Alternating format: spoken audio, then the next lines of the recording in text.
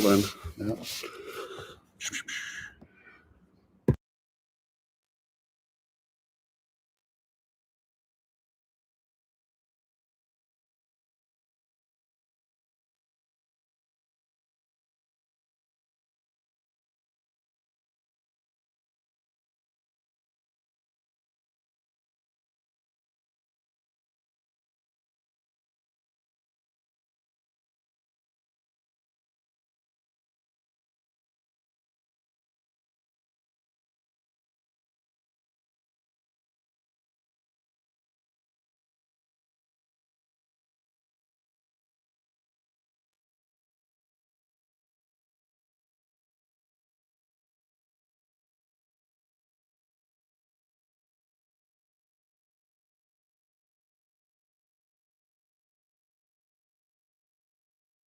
Do it on YouTube. Here we go. How's that, guys? Can you hear now? Does it sound good? Good. All right, there we go. Okay, so I'll start over. We've got Coach Robb Beams in person in the Instant Reaction Show. What a wild night. I had said Hayden Degan had some pressure. I thought Bowmer was ready to go, and not quite. What do you think, Coach? Well, I don't know. I've completely blown away by Bowmer all the way around. So I think there was an opportunity there for him to serve up to Degan, but unfortunately he missed the opportunity and the race got away from him. Oh, we got the voice of God over here. Any chance you can mute that phone? Oops. We got he is going to read questions from you guys to us when we get a second. But right now he's playing it live, so we hear ourselves in an echo. Oh, how about Kenny Roxon? Ooh, this guy's making me eat my words. I honestly didn't think he'd be in the top 10 looking at as many defending champions as we have out there. But boy, he's making the Suzuki look good. He's making himself look good. What else can you say? Now, are we surprised? No.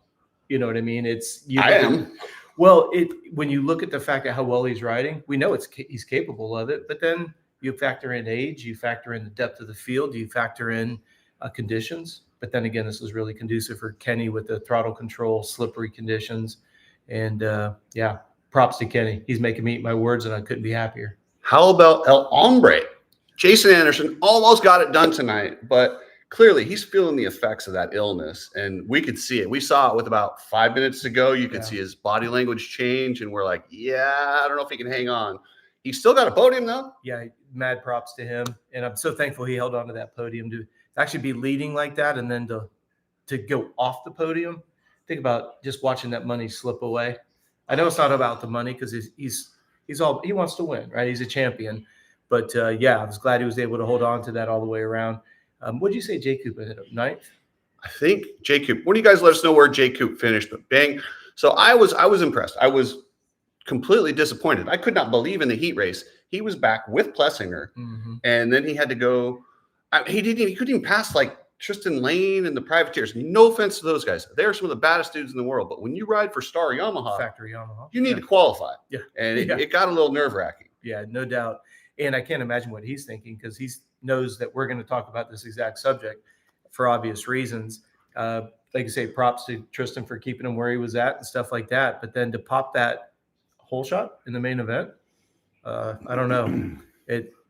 Not to get ahead of ourselves and get too far over our skis, but compare his start to Tomac's. Oh, boy. Tomac gets a good jump. Look like he got some wheel spin and that split start, and they close those doors like right now. By the way, why are we doing split starts? Feld, MX Sports, seriously, every single time. Luckily, we got away with it tonight because there was a nice sweeping turn. Split starts are stupid and dangerous. Don't do them. There's no reason. They're not even cool. No, I've been very vocal about split starts. I think they're a debacle from the very, very beginning. I think Jett even talked about it, which I think is interesting that they even talked about the split start, knowing that probably not a good idea.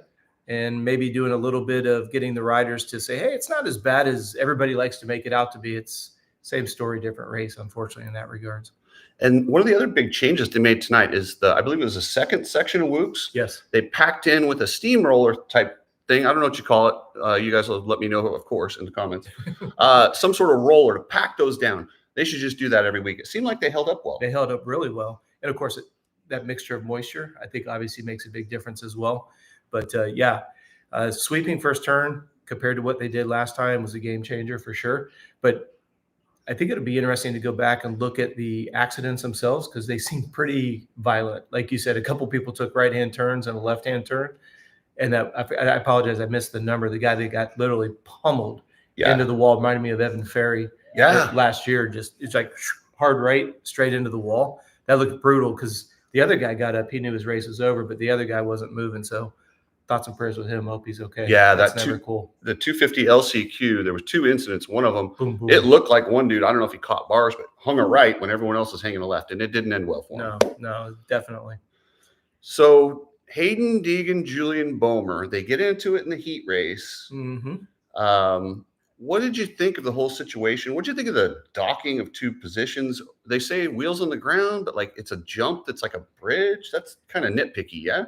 I honestly didn't even catch it when they were doing the replay on it. I didn't see and maybe I looked up at the wrong time, but I didn't even see the medical flag out there saying that they couldn't pass or, jump there. So, yeah. But again, Bowmer showing his maturity. He's like, it is what it is. Take it. Complaining about it isn't going to change it. And I thought he did a great job. I wished he had finished the deal, unfortunately. Not that I have anything against Degan, but I just think Bowmer is showing that he's a man to stay. Well, and I like it. Degan needs a rival. He needs someone to get in there and make it so when he does say these outrageous things, he's got a legitimate guy. Nobody wants to see Degan just kicking guys that he's just, making fun of dudes that he's smashing. Yeah. We want somebody who can legitimately fight back. Bowmer's that guy. And boy, Degan let him have it on the podium, so much so that I felt like Will Christian was almost uncomfortable. Yeah. Well, I agree with you. Anytime Degan's got somebody that talks smack, that's when you see the best of Degan. So it's an interesting dichotomy because we love to see the rivalry.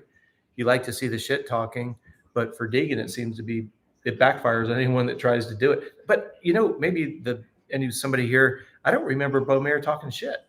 He never does. No, he has. That's why I was trying to figure out what Degan was saying, other than the fact that maybe he talked about the fact that he won.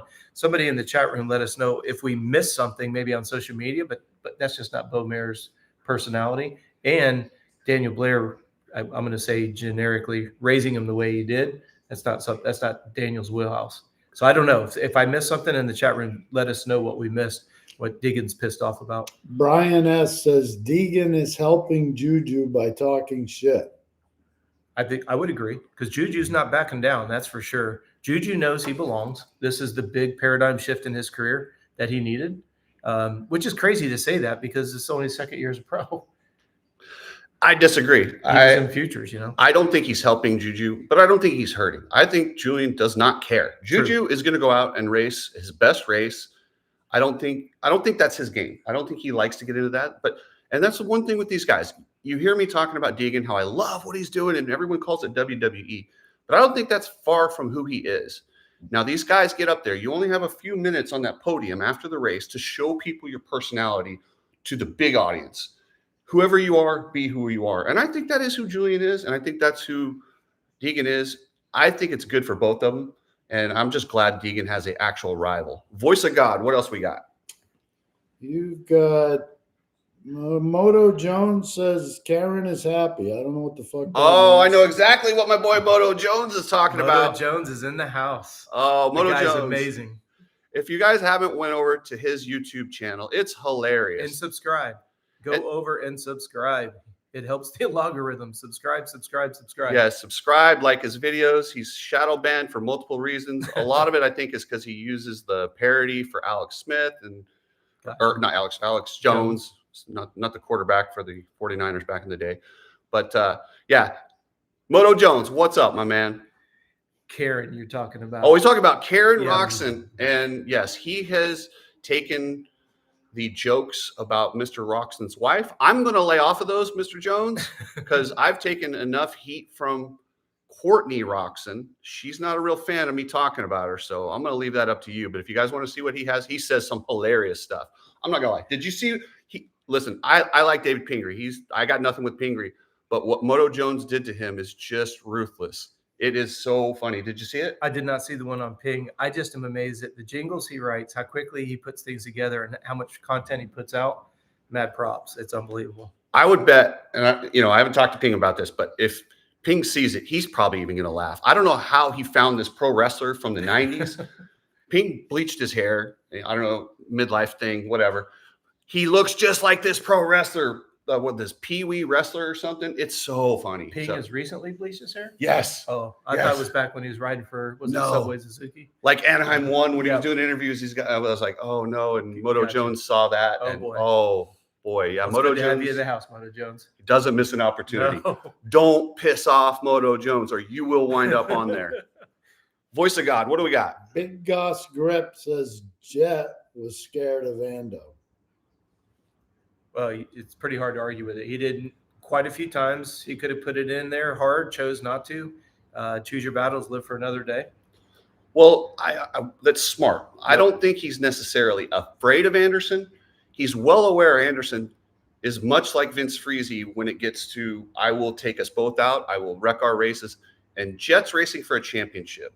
Honestly, Anderson's racing for podiums. He's doing his thing. I don't think he's... Next year ride. What's that? Next year ride. Next year ride. Like he's battling for some stuff, but he doesn't have as much to lose. Right. Jett does. So, and Jett has speed, so he can catch up to him. Oh, Voice of God's laughing. What do we got here? DS111. Omaha Rick in the booth. Sounds like an 8-year-old. If you guys didn't hear that, he said Omaha Rick sounds like an 8-year-old in the booth. I don't know if he's even an 8-year-old. We did it we were joking, and I'll just, Coach, I'm going to say it. We were making fun of him. We did like a skit where we went back and forth and analyzed it without actually giving any real words, and went on for quite a while, repeating phrases that Ricky uses. Well, remember what we talked about? It's going to be awesome. Looks exciting. I told you.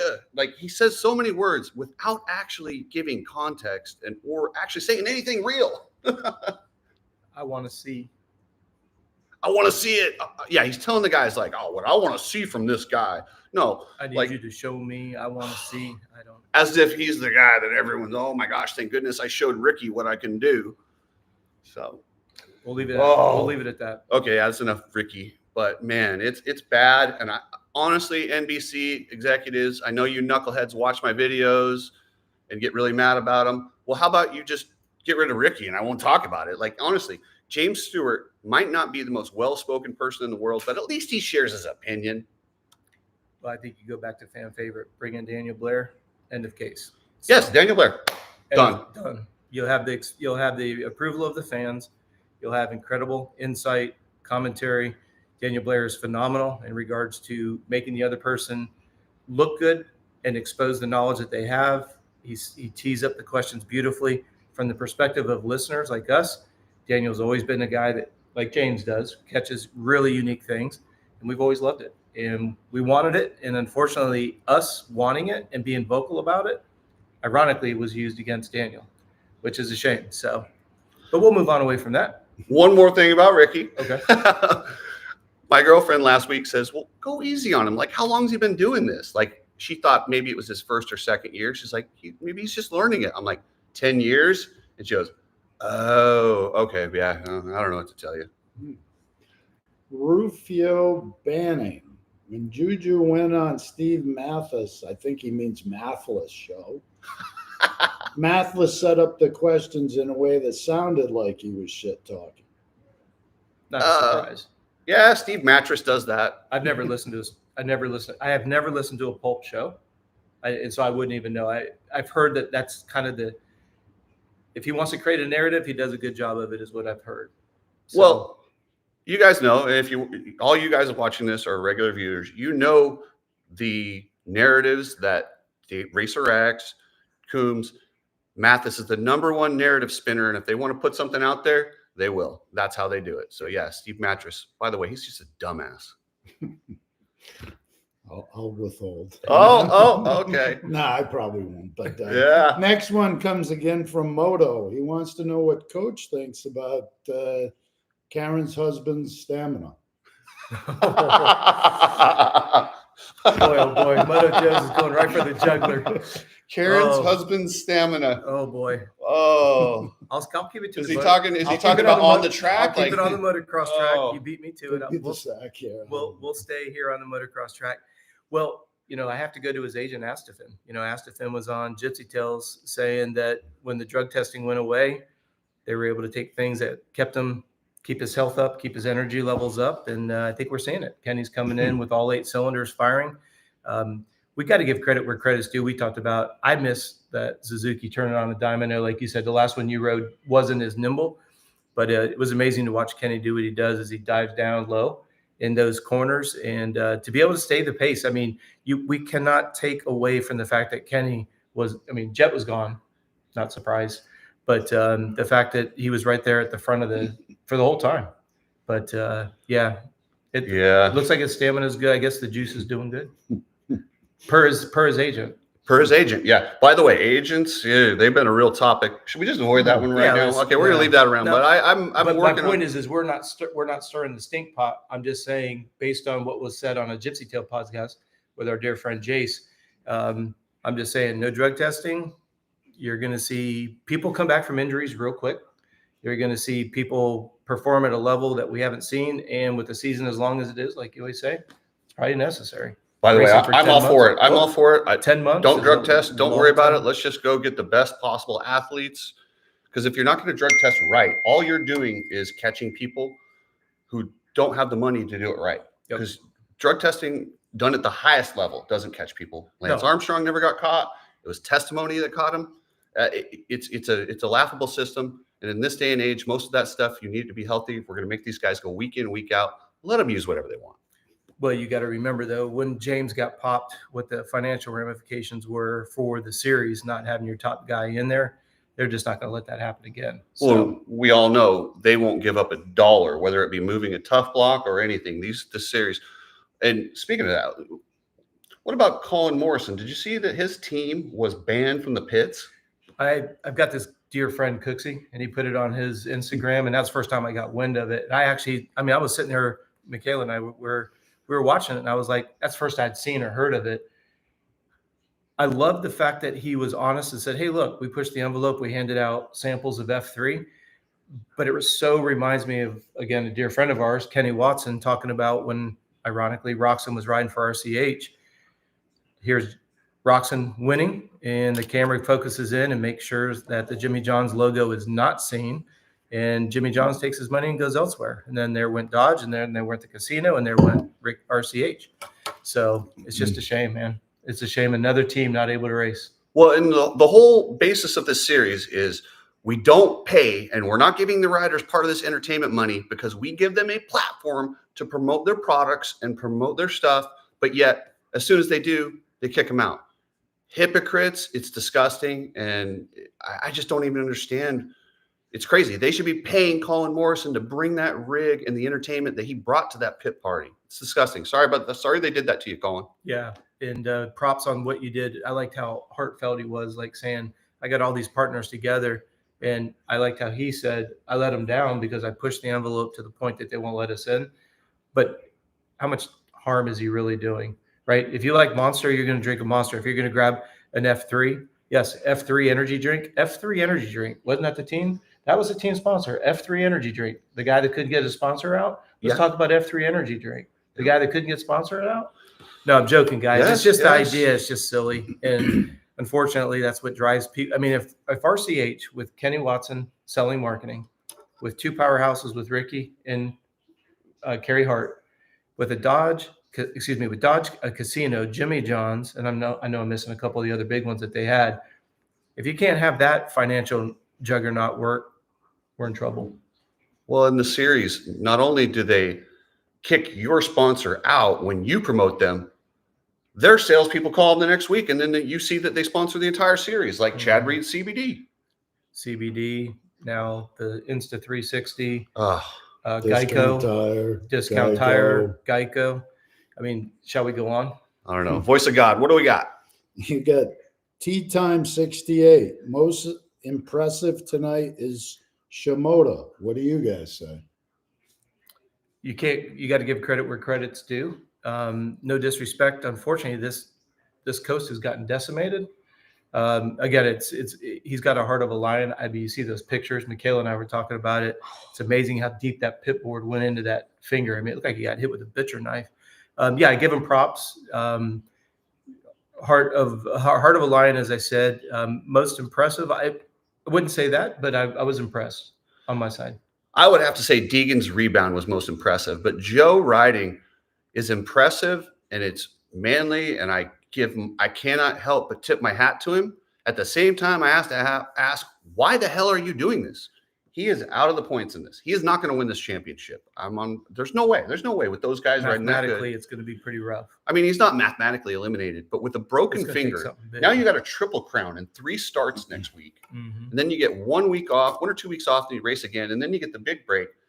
It's a broken bone. And as that thing starts to knit, so he's not doing surgery, so that thing starts to knit, there's a good chance at some point tonight he rebroke it. So now he's back to square one. So every time he races, he's back to square one. Why?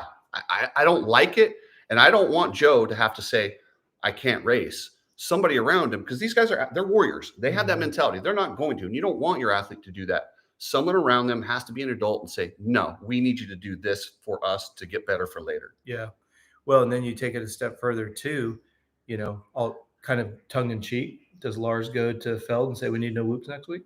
Because that's been done before. Not by Lars, though. Not by Lars. No. I'm just saying it's been done by other teams. Maybe Lars can kind of do the same thing that another manager's done and see if he can get whoops cut down to 2. And, at any rate, what are your thoughts on Smith last lap? Oh, I love Smith, you guys. Expensive dirt now. Hey, listen, I told you guys, I say every week, Jordan Smith, he's going to maybe win. He's going to do, but he might win, he might lose, he might pile it up.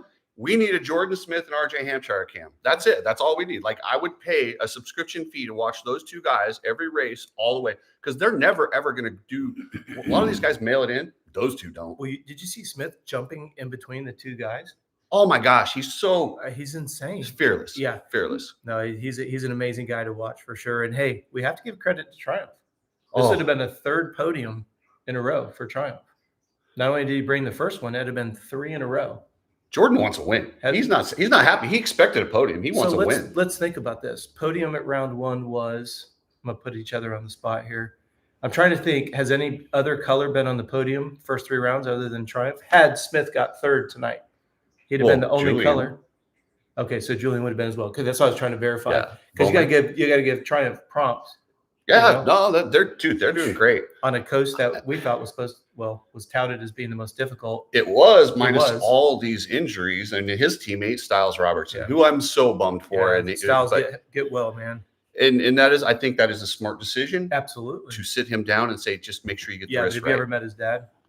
I have not. Class act. That's why he's sitting out. We have an adult making a good decision. Somewhere in that program, somebody made the right decision. That would be his dad. Good guy. MX Life. Should Jett have passed Hunter sooner? I don't know that he could have. Track was really hard to get around. That is true. And I think he had enough speed that he knew, I'm just going to be really careful around Hunter.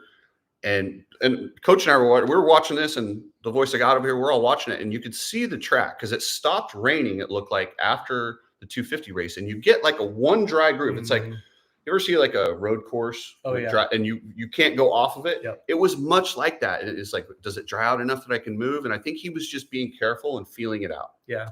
Well, in that, like Jett said, even on the podium, you had to be patient on that track because otherwise it was going to bite you. And of course, being behind Anderson, rides a white bike always. Well, Anderson passed them, remember? Yeah, absolutely. No, it was in. Here we are just contradicting ourselves. Hard to pass, and that we were talking about passing. Well, he sent it in that he just like he made a gutsy decision when they were playing it safe on a track where you had to be careful. Yep, I agree. God, is there any comments about Tomac's race? No, just curious. Well, Moto was firing Jimmy because he was putting a hex on Jett, and it mistakenly went to Tomac on the start. Oh, so Moto, Jimmy's got to get his hexes together here. Unfortunately, Tomac's not happy right now. So Jimmy's been pretty good with his hexes. It seems like when he puts these hexes on, he did good. So he put a hex on Jett, and is he drinking tonight? What happened? What was his deal? Did he smoke too much DMT? I don't know what It's happened the here, nose but candy. he really aimed it at the wrong guy. So he's into the nose candy. Keep him into just the psychedelics, and I think it'll be better with his hexes. Think about this. Speaking of Jett, 3 rounds, we go 10-2-1. The voice of God said earlier, is it what we're going to see the rest of the season now? Gosh, maybe. I hope not, because it'll be awfully boring if he gets on a run, but he could absolutely go on a run and win 5, 6 in a row. Triple Crown. And we know Tomac's really loves good. those. And Yep. you know who's really good at Jake Glendale? Okay. Who? Kenny Roxon. Yeah, he is. And a Triple Crown. And a red plate. Shorter races, red plate, Glendale. It's pretty hard to argue. Well, it's like arguing against him winning A1. You know, if you go off of history, like throwing Barsha in there on his A1 track record. But who would have thought, as he said even on the podium, red plate going into round 4, Kenny Roxon on a Suzuki with a Kickstarter. All right, guys, it is getting late out here. You got any more questions for us? Mordo Jones wants to see Brock Glover in the booth. Brock's great. Brock is so good. Agreed. And we know he can do it, and he gives his opinion. What a novel idea if they let the people vote, like almost each round, you know, get votes out like 3-4 rounds. So Brock Glover, have David Bailey in there, Pingree, love hearing Pink, Grant Langston, get Daniel Blair back in there, and just keep them all rotate. How incredible would that be? It'd be, well, they kind of tried it with outdoors, but it didn't work because getting these guys and their schedules coordinated. I'm just saying, it would be cool. Doing a dream team. Yes, how cool would that be? Honestly, my awesome. dream team is anyone but Ricky. That's it. Anyone but Ricky. I don't care. I mean, honestly, at this point, maybe just Weege could go solo. I know you're not a huge fan of Weege and his antics, but I would almost just rather hear the bikes. Here's the only thing I have with Weege. I love Weege as a person. I can't stand the screaming. It's so Ralph Sheehan. I think that's how you say it. And I don't know. I don't know if people are yelling in their ear to do it. I think that's what's been.